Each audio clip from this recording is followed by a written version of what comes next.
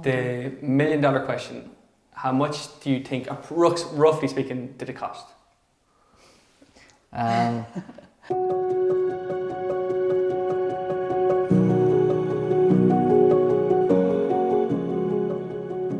So we're in the very northwest of Tyrone in a place called Caoimhe. So we're pretty much in the corner of Tyrone. We're bordering on Fermanagh and Donegal, so we're only roughly about a mile from Donegal here. I guess I could never see myself living anywhere else. I don't know, it's just, I always liked this community and this is where I always seen as home.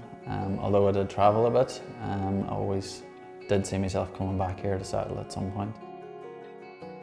I remember you showing me when we were in New Zealand, I remember you producing the plans of this house and showing me them, and I was like, wow, like it was, you know, it's such an amazing opportunity to have the opportunity to build your own house.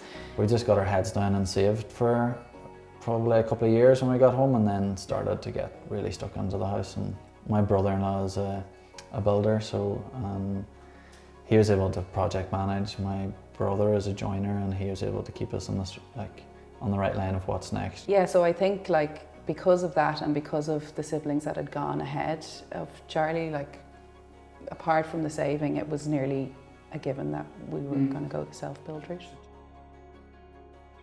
I remember us two walking across when it was just a field here, and we're like, this is where we're going to build our house. And it was just grass, and I remember looking out, looking at the views and stuff, and I was like, this is a neat site. The white lines were drawn to the outline of the house. Yeah, it was pretty cool. But you're standing and you're standing in your bathroom. And you're like, it's tiny. Like it's really so. There's no way this is. I think we need. And Kiva was like, I think we need to go bigger. Can we go bigger? And I was like, I think it's a bit late. We're going bigger now at this stage. You just kind of have to trust the process and know that you've really analysed the plans and you know the square footage and whatever it is what you want it to be and what you can afford.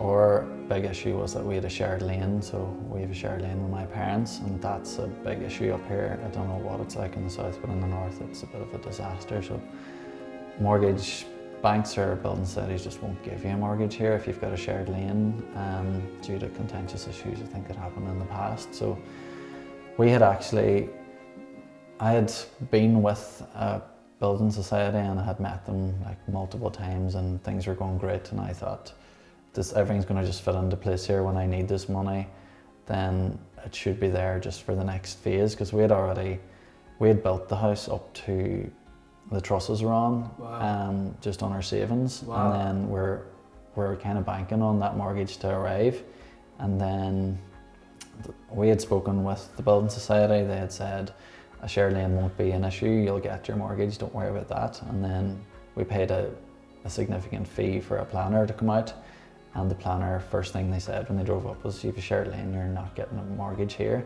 So we were it was a massive setback. Yeah. And then we were on the scramble to start again looking for a mortgage, and my sister at the time had got her mortgage through Danske Bank, and she says, just go and chat to Richard.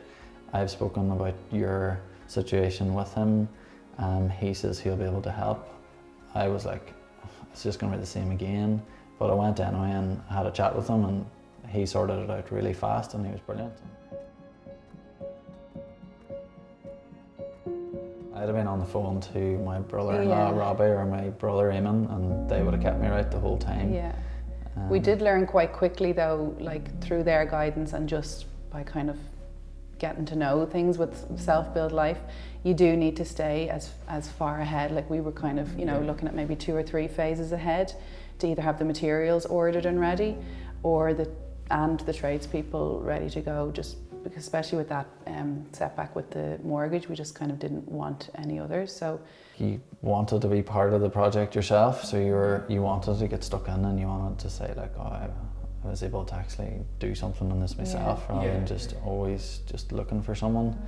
In the morning when the builder was coming here, I would get up at, I'd be out here an hour before the builder would arrive, and then I'd get the cement mixer going, set up enough blocks keep him going until tea time, and then Dad would be doing some farming in the morning, and he'd come over and do the next bit. Brilliant. So the builder didn't actually have a labourer with him, so we sort of chipped in all the time and did all the labour, and there was always somebody about that was able to chip in, so it just meant you saved quite a bit on that just by doing bits yourself.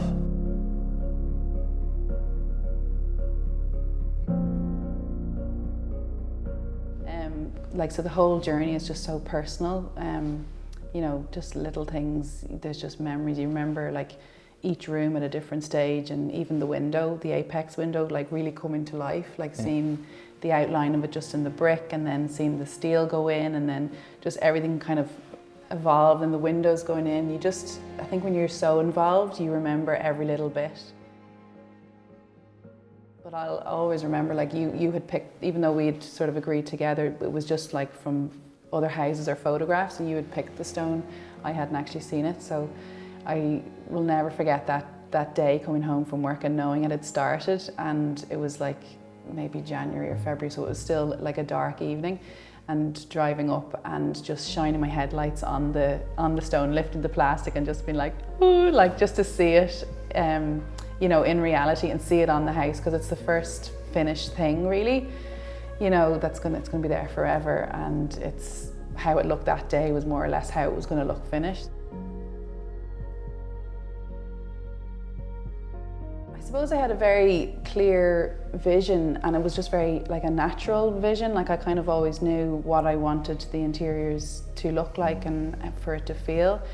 There's definitely that element of when you're working on your own home compared to somebody else's home, it is definitely harder to make the decisions because you'll be living with it. So we just knew like this, the house is, you know, obviously very spacious, but I still wanted to bring, you know, a cozy, homely feel to it. Yeah. So we kept like the colour palette very light. It's mainly greys throughout everywhere really.